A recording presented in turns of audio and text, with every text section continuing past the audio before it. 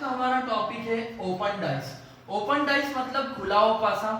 ठीक है, इस खुले हुए पासे को करने से पहले आप मेरा पहला वीडियो देख लेना जो मैंने सिंपल डाइस को बनाया था, या क्लोज्ड डाइस जिसे हम वन पासा बोलते हैं उस पे बनाया था, है ना। आज हमारा टॉपिक है दोस्तों ओपन डाइस। ओपन डाइस मतलब खुला हुआ पासा, मतलब वह पासा जिसमें 6 की 6 सतह आपको नजर आएगी, पूरा खुला होगा, 6 की 6 सतह आपको नजर भी आएगी। तो जब भी दोस्तों पेपर में ओपन डाइस आता है तो उसका डायग्राम देख के लोग डर से जाते हैं कि ये क्या आ गया, जबकि ओपन डाइस सबसे आसान होता है करने के लिए।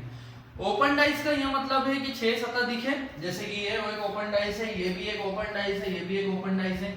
ए, बी और सी 3 टाइप से मैंने आपको ओपन डाइस बताया है, लेकिन सभी ओपन डाइस को करने का तरीका सेम होता है दोस्तों। सेम क्या होता है, एक सरफेस को छोड़कर दूसरी सतह पे या दूसरे सरफेस पे उसका अपोजिट होता है। एक सरफेस को छोड़कर मतलब अल्टरनेटिव अपोजिट होते हैं दोस्तों, एक सरफेस को छोड़कर। जैसे अगर कोई वर्टिकल डाइस है, वर्टिकल मतलब खड़ा हुआ पासा है, तो उसे वर्टिकल तरीके से मतलब टॉप टू बॉटम सॉल्व करिए। और यदि कोई हॉरिजॉन्टल डाइस है, मतलब ये इस तरह से, इसको हॉरिजॉन्टल डाइस बोलेंगे, मतलब लेटा हुआ पासा है, तो इसको लेफ्ट टू राइट सॉल्व करिए आप। ठीक है, जैसे ये एक वर्टिकल डाइस है, खड़ा हुआ पासा है, तो इसको हमेशा टॉप टू बॉटम सॉल्व करते हैं। कैसे, एक सतह को छोड़ के अगली सतह पे विपरीत होता है, अपोजिट होता है। मतलब अगर आपसे किसी ने पूछा 6 का अपोजिट क्या, तो 5 हो जाएगा, और 5 का अपोजिट पूछे तो 6 हो जाएगा। 4 का अपोजिट पूछे तो 3 हो जाएगा, और 3 का अपोजिट पूछे तो 4 हो जाएगा। सिंपल। 6 का अपोजिट पूछे 5 हो जाएगा, 5 का अपोजिट पूछे 6 हो जाएगा, 4 का अपोजिट पूछे 3 हो जाएगा, 3 का अपोजिट पूछे 4 हो जाएगा, और अगर 1 का अपोजिट पूछे तो 2, और 2 का अपोजिट पूछे तो 1। सिंपल। जो बच गए दोस्तों आपस में अपोजिट, जैसे कि आपको टॉप टू बॉटम सॉल्व करना, ऊपर से नीचे कर लो। 6 का अपोजिट 5, 5 का 6, 4 का अपोजिट 3, 3 का 4, और फिर जो बच गए वो आपस में अपोजिट, मतलब 1 का अपोजिट 2 और 2 का अपोजिट 1। जैसे आपको हॉरिजॉन्टल डाइस पे सॉल्व करना, सेम काम करिए। इसको ये हॉरिजॉन्टल लेटा हुआ है तो इसको लेफ्ट टू राइट सॉल्व करें, मतलब 1 का अपोजिट पूछे तो 4, और 4 का अपोजिट पूछे तो 1। 1 का पूछे 4, 4 का पूछे 1। 6 का अपोजिट पूछे 3, 3 का अपोजिट पूछे 6, 6 का अपोजिट पूछे तो 3, 3 का अपोजिट पूछे तो 6, और जो बच गया वो अपोजिट, मतलब कि 5 का अपोजिट हो जाएगा 2, और 2 का अपोजिट हो जाएगा 5। सिंपल, बहुत ही सिंपल। 2 का अपोजिट हो जाएगा 5, और 5 का अपोजिट हो जाएगा 2। इसी तरह इसमें भी करना होगा।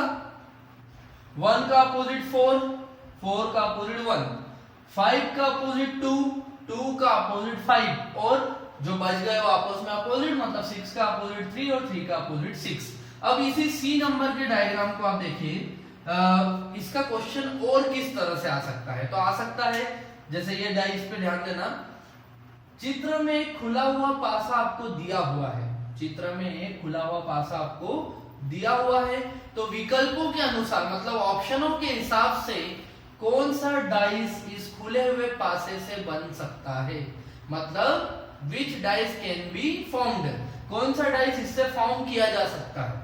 ठीक है, तो क्वेश्चन इस तरह भी पूछा जा सकता है कि चित्र में खुला हुआ पासा दिया गया है, तो ऑप्शन के हिसाब से कौन सा बंद पासा बन सकता है। इन 4 ऑप्शन दे देगा, इनमें से कौन सा बंद पासा बन सकता है। तो दोस्तों एक बात बस ध्यान रखना आपको, 2 नियम है। पहला नियम तो मैं बता ही चुका हूं कि एक सतह को छोड़कर अगली सतह पे विपरीत होता है, या आप अपने शब्दों में ये बोल सकते हैं कि एक ब्रैकेट को छोड़कर अगले ब्रैकेट पे अपोजिट होता है। एक ब्रैकेट को छोड़ के क्या होगा, अगले ब्रैकेट पे अपोजिट होगा।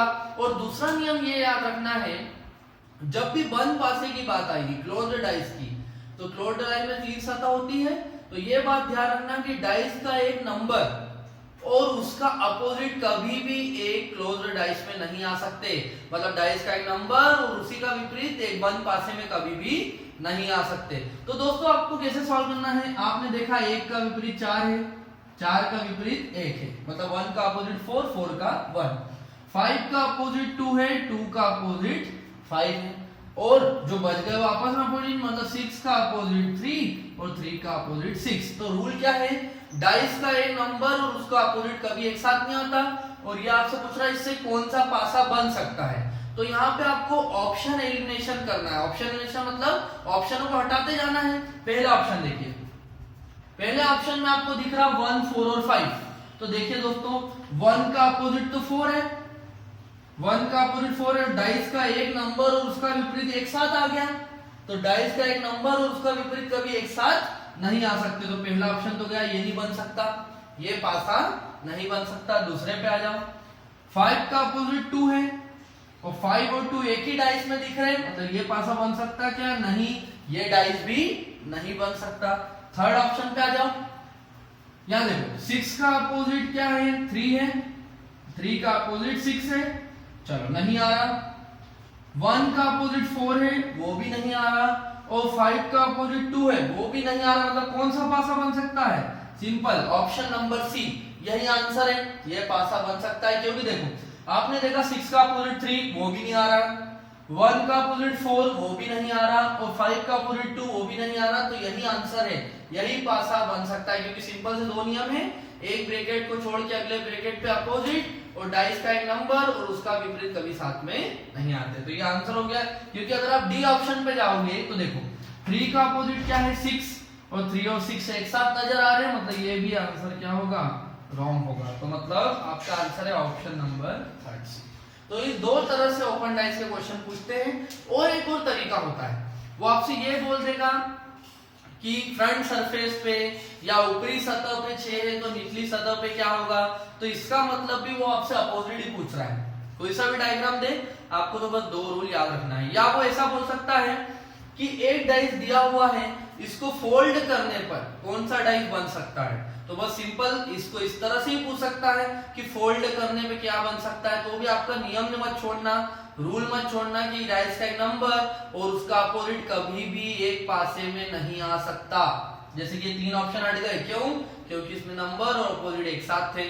अब आप ओपन डाइस, क्लोज्ड डाइस, सारे क्वेश्चन डाइस के कर सकते हैं दोस्तों। ठीक है, तो आपको अगर मेरा वीडियो पसंद आया हो तो प्लीज से लाइक करना, अपने दोस्तों में और जो भी स्टूडेंट स्टडी करता है उसमें शेयर करना, और सब्सक्राइब भी करना मेरे चैनल को, जिससे आपको रोज रेगुलर एक वीडियो या 2 वीडियो मिलते रहेंगे। ठीक है दोस्तों, धन्यवाद, थैंक यू।